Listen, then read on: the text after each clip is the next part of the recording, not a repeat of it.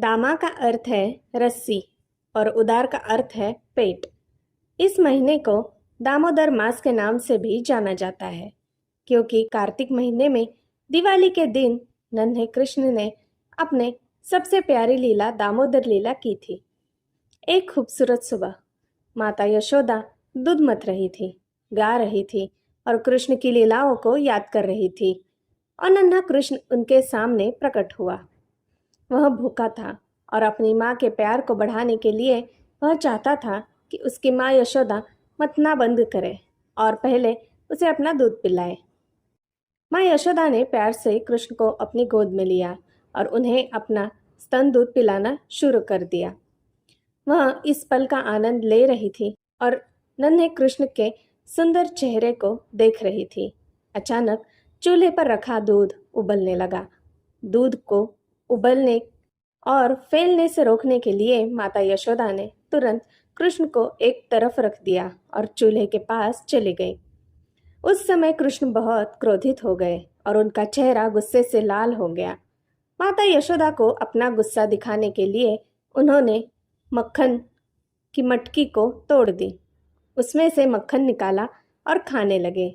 इस बीच माता यशोदा वापस लौटी और उन्होंने एक टूटी हुई मटकी देखी। क्योंकि उन्हें कृष्ण आसपास नहीं मिले, इसलिए उन्होंने निष्कर्ष निकाला कि कृष्ण ने ही ऐसा किया होगा। उन्होंने कृष्ण को इधर उधर ढूंढना शुरू कर दिया।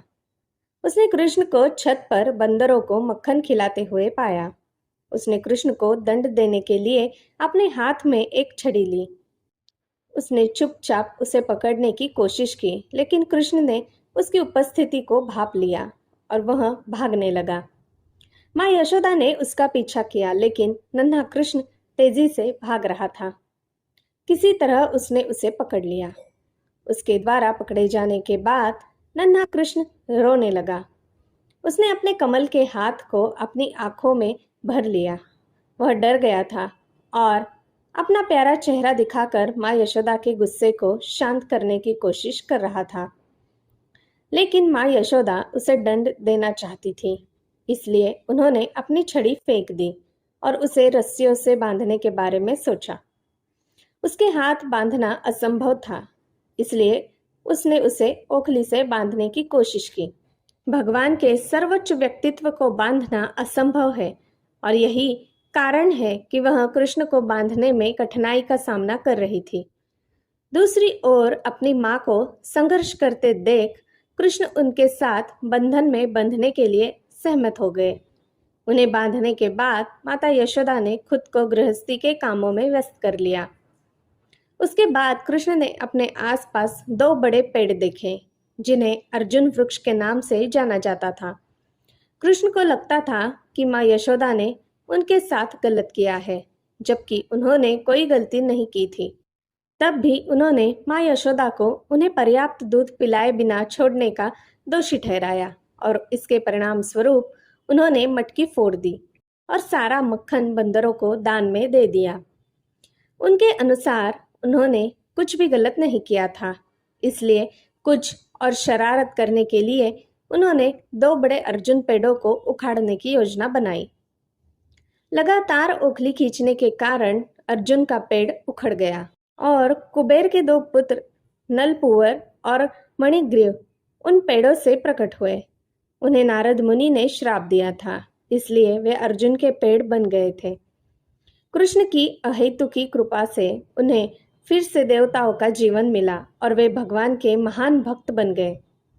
पेड़ के गिरने की गड़गड़ाहट की आवाज सुनकर माता यशोदा, नंद महाराज सहित गोकुल के निवासी मौके पर आए।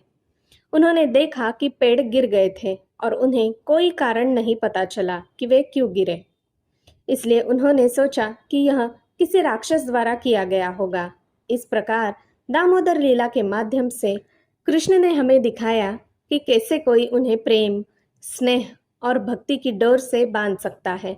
भगवान कृष्ण कहते हैं, सभी पौधों में से मुझे तुलसी सबसे प्रिय है, सभी महीनों में से कार्तिक सबसे प्रिय है, सभी तीर्थ स्थानों में से मेरी प्रिय द्वारका सबसे प्रिय है और सभी दिनों में से एकादशी सबसे प्रिय है। कार्तिक महीना साल का सबसे फलदायी महीना होता है। भगवान कृष्ण को प्रसन्न करने के लिए की गई हर छोटी बड़ी भक्ति, तपस्या या दान इस महीने में 1000 गुना बढ़ जाती है। कार्तिक मास कथा अध्याय 2। कार्तिक मास व्रत कथा के दूसरे अध्याय में भगवान ऋषि सूत जी नारद जी को आगे बताते हैं कि भगवान कृष्ण ने बताया कि जब गुणवती के पति अपोप पति को राक्षस द्वारा मारा गया तो वह बहुत दुखी हुई। यहाँ विस्तार से पढ़े कार्तिक व्रत कथा का दूसरा अध्याय। श्री कृष्णचंद्र जी ने कहा, हे देवी, गुणवती अपने पिता और स्वामी को राक्षस द्वारा मारे जाने का संवाद सुनकर पिता और पति के क्लेश से दुखित होकर करुण विलाप करने लगी। हाय नाथ, हाय पिता, हमको त्याग कर तुम कहाँ चले गए? मैं अकेली कन्या हूँ, आप लोगों के बिना असहायिनी। मैं अब क्या करूं? अब मेरे भोजन और वस्त्रादिकों की व्यवस्था कौन करेगा? घर में स्नेहपूर्वक पालन पोषण कौन करेगा? मैं कुछ भी नहीं कर सकती। मुझ विधवा की रक्षा कौन करेगा? मैं मूर्खा कहाँ जाऊं? कौन मेरे दुख को दूर करेगा? कहाँ रहूं? क्या करूं? हाय देव, मुझ पर ऐसा कोप हुआ, अब कैसे जीऊं? मैं बड़ी ही पापिन हूँ। श्री कृष्णचंद्र जी ने कहा कि इस तरह रोती हुई वह मृगी की तरह व्याकुल होकर अपने को भाग्यहीना, असुखी, आशाहीन, जीवनहीन कहती हुई बोली कि अब मैं किसकी शरण में जाऊं जो मेरे दुख को हरे। तत्पश्चात वायु से आहत केले के वृक्ष की तरह वह पृथ्वी पर गिर पड़ी। अधिक देर बाद होश में आई, फिर भी अत्यंत करुण विलाप कर बहुत विकल होकर शोक महासागर में डूब गई। अपने घर की सारी वस्तुएं बेचकर सावधानी के साथ उसने अपने पिता और पति की यथाशक्ति श्राद्धादि क्रिया की। उसके पश्चात उसी पुरी में निवास करती हुई वह विष्णु भगवान की भक्ति में तत्पर होकर शुद्ध तथा शांत स्वभाव से अपने इंद्रियों को अपने वश में करके वही रहने लगी। उसने जन्म से लेकर मरण तक एकादशी का व्रत तथा कार्तिक मास का विधिवत सेवन किया। हे प्रिय, ये दोनों एकादशी और कार्तिक व्रत हमें बड़े प्रिय हैं। भुक्ति, मुक्ति, पुत्र तथा संपत्ति को देने वाले परम पवित्र हैं। जो मनुष्य तुला की संक्रांति रहते हुए कार्तिक मास में प्रातः काल में स्नान करते हैं, वे चाहे पापी ही हो तो भी वे पापों से मुक्त हो जाते हैं। जो मनुष्य कार्तिक स्नान, जागरण, दीपदान तथा तुलसी के वृक्ष की रक्षा करते हैं, वे साक्षात विष्णु भगवान के तुल्य हैं। जो भक्त कार्तिक मास में विष्णु भगवान के मंदिर की स्वच्छता तथा विष्णु भगवान का स्वस्ति वचन करते हैं, वे प्राणी तो जीवन मुक्त है। इस प्रकार जो जन कार्तिक मास में 3 दिन तक श्री विष्णु के मंदिर की स्वच्छता अथवा उनका पूजन करते हैं, देवतागण भी उनकी वंदना करते हैं। जिन्होंने जन्म भर इस नियम का पालन किया है, उनका तो कहना ही क्या है। इसी प्रकार वह गुणवती दत्तचित्त होकर प्रति वर्ष कार्तिक का व्रत और विष्णु भगवान की पूजा भक्ति पूर्वक करती रही। हे प्रिय, एक बार वह रोग के कारण दुबली हो गई थी तथा ज्वर से पीड़ित होने पर धीरे धीरे किसी प्रकार गंगा स्नान करने को गई। वह जल में स्नान करने के निमित्त उतरी और जाड़े से कांपने लगी और विकल हो गई। तब उसने आकाश की ओर से अपनी ओर आते हुए एक विमान को देखा जो शंख, चक्र, गदा और पद्म आदि विविध शस्त्रों से सुशोभित विष्णु भगवान का रूप धारण करने वाला था। रथ पर उनके वाहन गरुड़ की ध्वजा अंकित थी। तब मेरे यानी कि विष्णु जी के गण विमान पर चढ़कर उस पर चवर डुलाते हुए अप्सरा गणों से सुशोभित उस गुणवती को वैकुंठ लोक में ले गए। वह गुणवती प्रज्वलित अग्नि की शिखा की तरह उस विमान में बैठी हुई एकमात्र कार्तिक व्रत के प्रभाव से मेरे समीप आई। इसके अनंतर जब ब्रह्मादिक देवताओं के प्रार्थना करने पर मैं इस मानव लोक में आया, तब मेरे गण भी मेरे साथ आए। हे भगिनी, ये समस्त यादव मेरे ही गण हैं। देव शर्मा नामक विप्र जो पूर्व जन्म में तुम्हारा पिता था, वह इस जन्म में सत्राजित होकर यहाँ है। जो पूर्व जन्म में तुम्हारे पति चंद्र शर्मा थे, वही अक्रूर हुए। और हे भगिनी, तुम ही वह गुणवती है। कार्तिक व्रत के पुण्य से ही तू मुझे अति प्यारी है। हे शुभे, पूर्व जन्म में मेरे मंदिर के द्वार पर तुमने तुलसी का बगीचा लगाया था। उसी पुण्य के प्रभाव से तुम्हारे घर में यह कल्प वृक्ष सुशोभित हो रहा है।